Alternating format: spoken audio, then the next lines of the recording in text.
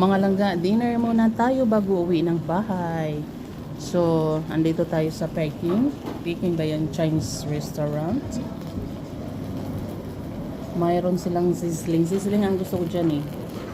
Tapos si Abdullah noodles. Ako rice. Then may ano tayo dito? Soup. At ito sweet and sour nila. Sawa ko na noodles. So,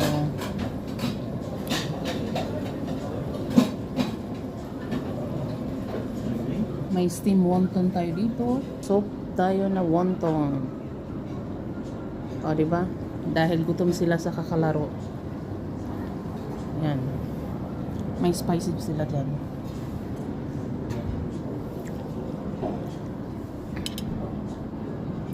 Kain na na.